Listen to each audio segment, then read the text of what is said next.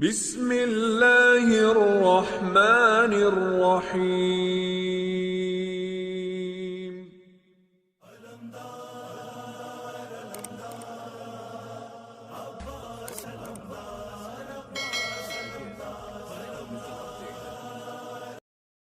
تمہارے رزق کو بڑھا دے، تمہارے جسم میں صحت دے دے، تمہارے گناہوں کو معاف کر دے۔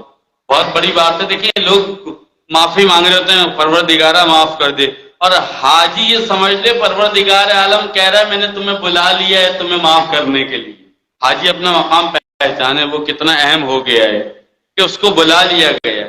ٹھیک ہے، یہ دو تین چیزیں کہ پر ہم حج پہ بھی جاتے ہیں، اور بہت ساری روایتیں ہیں تمہارے رزق کو خدا بڑھائے گا، تمہارے کانٹیکٹس کو بڑھائے گا، اور تمہارے جسم میں صحت کو بڑھائے گا، تاکہ تم مزید آگے کام کر سکو۔ اچھا، وہاں جانے کے بعد اور جانے سے پہلے قبلہ نے بڑی اچھی ایک بات کہی تھی کہ کوشش کریں کہ مردوں سے بھی اب تو گلا ہے، اور عورتوں سے بھی۔ پہلے بیچارے عورتیں بلا وجہ بدنام تھی، اب مرد بھی پیچھے نہیں ہے غیبت کرنے میں۔ ہاں، وہ تو پہلے عورتیں بدنام اکیلی تھیں غیبت کرنے، اب مرد بھی کرتے ہیں۔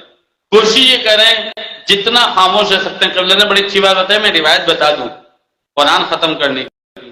جو چاہتا ہے جنت میں اپنا مقام دیکھے، رسول خدا کو دیکھے، تو ایک قرآن مدینے میں ختم کرے، ایک قرآن مکے میں ختم کرے۔ اور مشکل نہیں ہے، کام ہی کیا ہے وہاں؟ کھانا سونا عبادت، ڈیوٹی پہ تو جانا نہیں ہے، کھانا سونا عبادت، چوتھا کوئی کام نہیں ہے۔ کھاؤ سو عبادت، تو قرآن ہی پڑھتے رہو، صبح دوپہر شام، صبح دوپہر شام ایک پارہ جب دیکھو قرآن پڑھتے رہو، اور تھک جاؤ تو قرآن کو دیکھتے رہو۔ قرآن کو دیکھنا بھی عبادت۔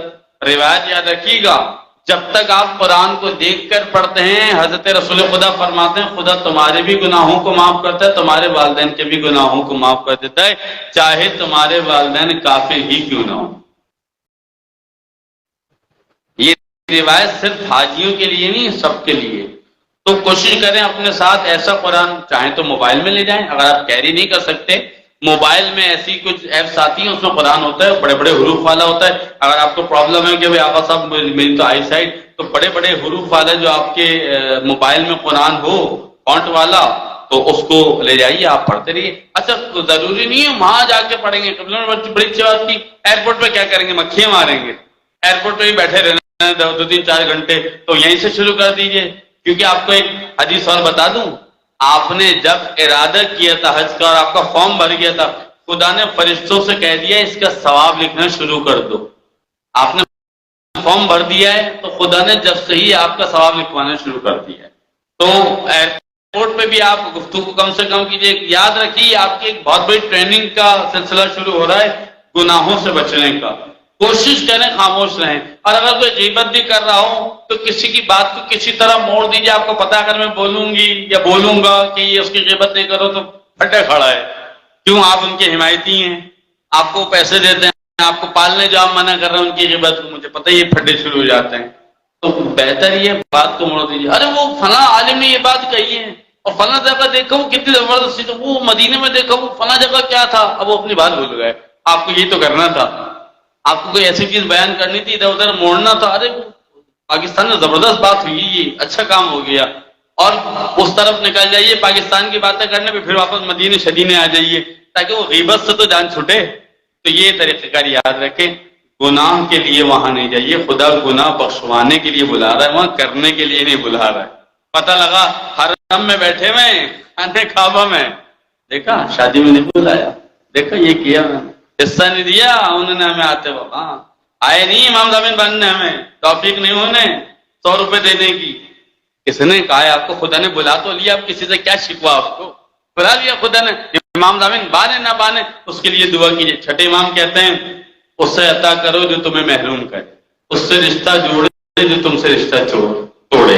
امام تو یہ کہتے ہیں، ہم الٹا جا رہے ہیں، نہیں جوڑا تو توڑو تو ہم ڈبل توڑیں گے، تم محروم کر رہے ہیں ہم تمہیں تم سے زیادہ ڈبل محروم کریں گے۔ نہیں، امام کہہ رہے ہیں جو تمہیں محروم کرے اسے عطا کرو، امام کی سیرت ہے۔ اور خواتین سے بہت زیادہ گزارش ہے کہ صلہ رحمی میں کبھی یہ نہیں کیجیے کہ انہوں نے یہ کیا تھا، آپ اگر پہل کر دیں گی نا تو ثواب بھی آپ ہی کو زیادہ ملے گا۔ اور دنیا کیا کہتی ہے؟ تھوک کے چاٹا ہے۔ ایک تو ہندوستان کی کچھ مثالوں پہ رونے کا دل چاہتا ہے امام کہہ رہے ہیں جو تمہیں محروم کرے اسے عطا کرو. ہندوستان کی مثالیں کہہ رہی ہیں تھوک کے ہم نہیں چاٹتے. امام تو یہ کہہ رہے ہیں تم یہ کہہ رہی ہو, تم یہ کہہ رہے ہو, بتاؤ کیا کریں. نہیں, آپ نے اپنا فریضہ پورا کر دی کہ بھئی ہمارے مجلس سے آئیے گا, چاہے کوئی کچھ بھی کہتا رہے. آپ کے ساتھ یہ کہا امام حسین کی مجلس میں بلا رہا ہوں میں, اگر آ جائے تو صلہ رحمی کا مطلب یہ نہیں ہے کہ آپ کے پڑاؤ ڈال لیں. ٹھیک ہے, بس آج کی گفتگو کم از کم میں یہاں روک رہا ہوں. انشاءاللہ تعالیٰ اگلی کلاس میں جو گفتگو ہماری ہوگی اس میں احرام باندھنے کا طریقہ اور بھی چیزوں کے مسائل بیان کر دی جائیں گے. آخر میں بس اس کو بند کر, میں ایک گزارش کر دوں آپ سے. وضو کا میں نے طریقہ تو بتا دیا, پڑھنا واجب نہیں, یاد ہے تو پڑھ لیں, ٹھیک ہے. لیکن